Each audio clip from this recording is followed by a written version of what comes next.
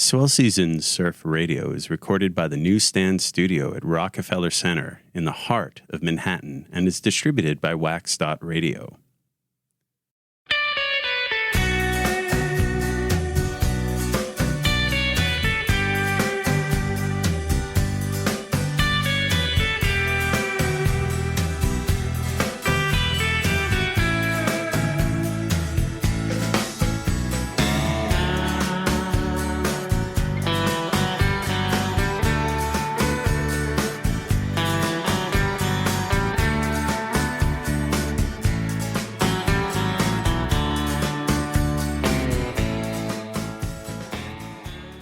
Hello and welcome to Swell Season Surf Radio. I am your host for this episode, Tyler Brewer. Yawn Patrol is a collection of 35mm photographs, mostly taken at the beach in New York City between 2018 and 2020.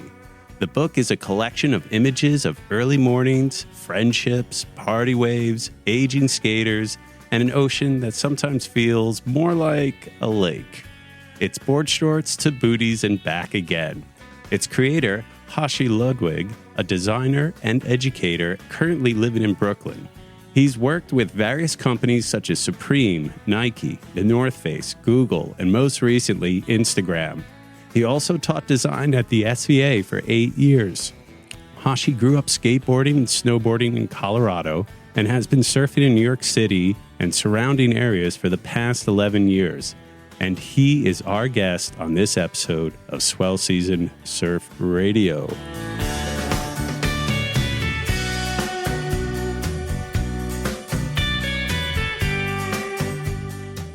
Hoshi, welcome to Swell Season. How's your pie?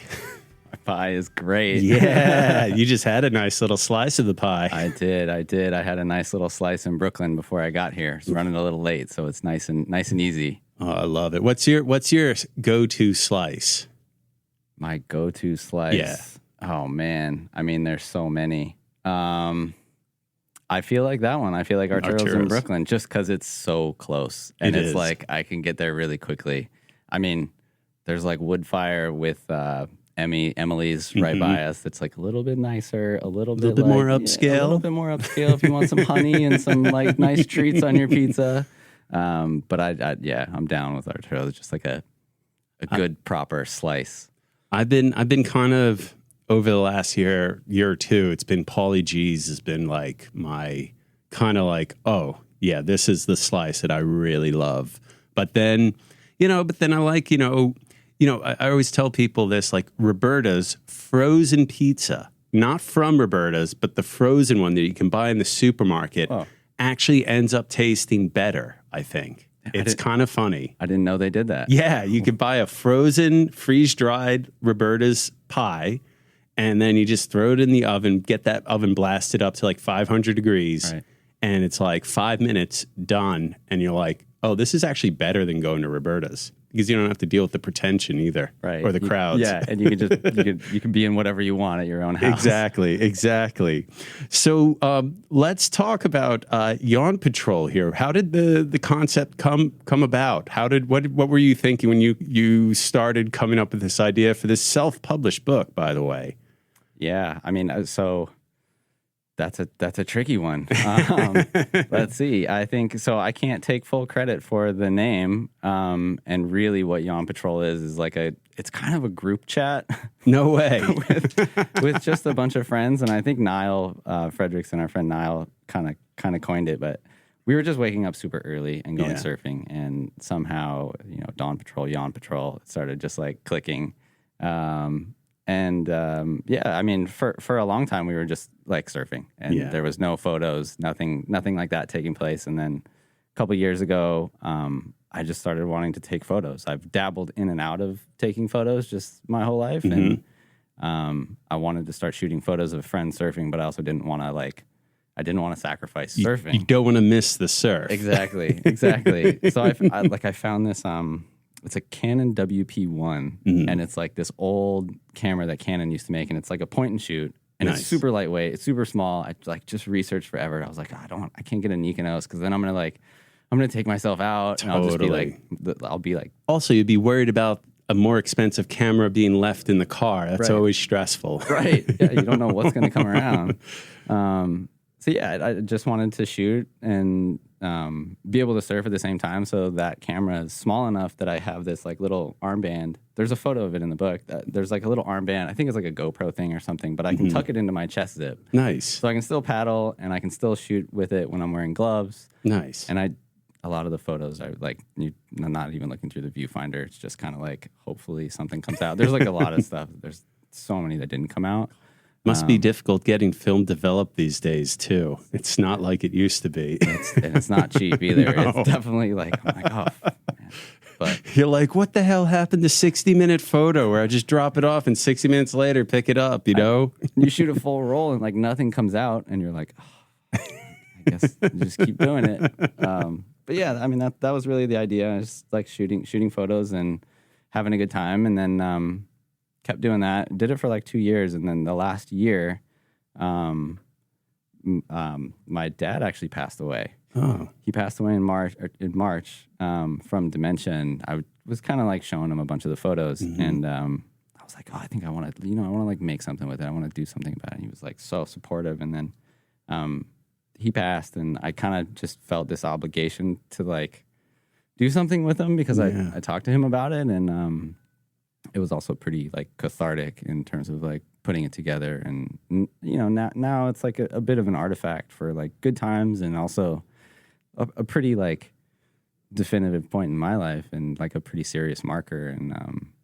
I'd always like love to tell them stories about what we were doing, and just like, it's like when you tell people you surf in New York, they're like, are you fucking serious? Like, really? Okay. But I don't know. So that was kind of the whole thing. And like the catalyst for making the book was definitely that. And I'd also had a lot of conversation with Moscow and Alexandra from Head High. I actually grew up with Alexandra. Oh, really? I went to high school with her, and she's like so supportive. Yeah. And just, she was like, oh, she knows so much about that world, and I knew nothing. And I was like, oh, I'm thinking about maybe trying to do this thing, and I really don't know what I'm doing. And she's just super awesome, and gave me tons of insight and connected me with a bunch of people in that world. So it was great. I mean, I'm getting like chicken skin a little bit and talking about it. It's beautiful, and and for our listeners, I'm like holding it right here, and I'm gonna have to bite into it. Bite it. No, I just got a root canal, so I can't. I got to be careful. But I got my keys here. These are. I love opening books on air. This is like my favorite, actually. Here, we got a little ASMR going here. Oh yeah, that sounds good, doesn't it? Ooh, oh, crinkle, crinkle. I've got this great book. It's called Yawn Patrol. There could be dudes inside. There could be dudes surfing, and it could be a lot of fun with really cool boards. This is beautifully done. Really, I saw a lot of the photos online, and it's interesting because what I love about a lot of the photos I saw, at least, is that it really captures a lot of the mood and feel of the Dawn Patrol. It really feels like it. The lighting, particularly like winter Dawn Patrols. It's dark. It's kind of cold. It's a little gray, but there's something about anticipatory about it. You have a lot of these build-up images before surfing, which I think is always something really interesting about surfing, right? Like you can almost feel that stoke and excitement before you even have that elation, that gratification moment. And like a lot of this is that pre-gratification, it feels like, which I think is really overlooked a lot of times in surf media and isn't always captured. And that's what I think is really beautiful about this. Was that something very conscious of you, is like trying to capture all the morning rituals? Yeah, I think it was. I think it was conscious and also unconscious, because a lot of the surf shots didn't come out. Like it would be blurry, or like it would be tricky, or like it'd be too far away. And but most definitely, I feel like we surfing in New York is pretty specific, and like there's just a lot of textures around the city and a lot around Rockaway. Yeah. We have a good group of friends, and it's it's fun to take photos of those. And I think like for me, like some of the days that I enjoy most about surfing are the days when I have super low expectations. Of course. And like, it's like, there's not, like, it's not like a world-class surfing book. It's like sort of an art book kind of, you know, and I think, I hope it captures some of that. Like, I feel like it does. Like, I mean, just looking through this right now, like it feels, you know, it feels like a lot of this stuff brings me back to growing up almost in New York and surfing here. Like, I have a lot of these photos look like, oh my God, I experienced the same thing. I have even some photos that are kind of similar in some ways, but it captures a mood, a feel that I think is very unique to here, particularly. Mm-hmm. The other thing I'm always like, I'm curious, like, I think what's interesting about it is that the variety of methods you have to get to the beach in New York, right? Like, you have the subway, you have the bike, you have cars, you have bus, you have ferry, you have Uber, zip cars. Like, what were some of the modes of transportation that you covered while doing this book? Most of the time driving. Drive with the guys, I think, like... Caravan, everyone, yeah, you know, and carpool. Carpool, meet out there. We have one friend, Carl, he's on the cover. Mm-hmm. He used to live on the Upper West Side, and so I lived in Brooklyn at the time, and we would go super early, and he would take the train down from the Upper West Side and meet me in Brooklyn.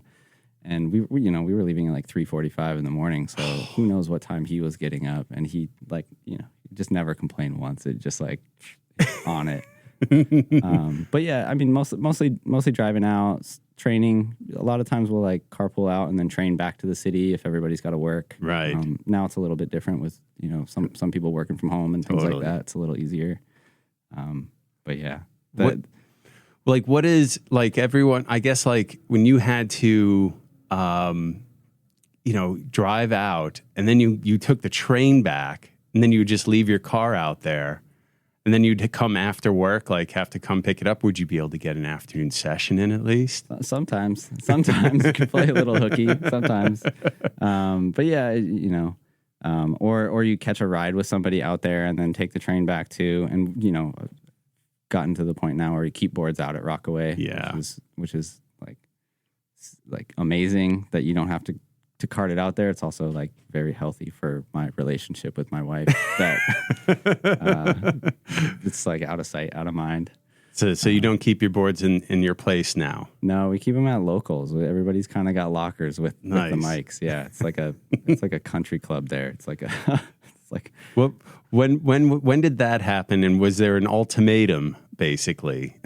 That actually happened about 2 years ago. For the longest time, it was like stacking boards and like bringing them out. And then I had a friend that had a locker at Borders. Yeah. For a long time, and that shop is so amazing. Yeah. But we were surfing in the '60s a little bit more, so coming down a little bit and being a little bit closer. And right when Mike opened that spot up, it's kind of, I think, when we got in there. Yeah, like, yeah, we're gonna do this. Like, it's a block away from the beach. They got showers. Yeah, in the winter, they're like fully spoiled now. There's like no changing in the, you know, on the side of the road, freezing cold. You can kind of like stay out a little bit longer, get frozen, and then come back, get in the hot shower. How much are those lockers now?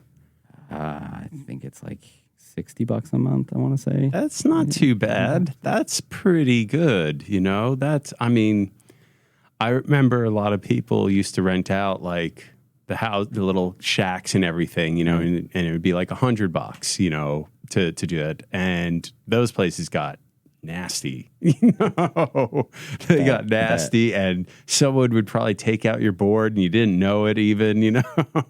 And sometimes I wonder about that with the wetsuits, because you can leave your wetsuit there if you want. Oh, really? I don't know if I fully trust that. Why does it smell like asparagus? I didn't eat asparagus. Oh, no. You know, I was listening to the show, Joe, our engineer here. I was like, oh, I realized I have a built-in laugh track that I give.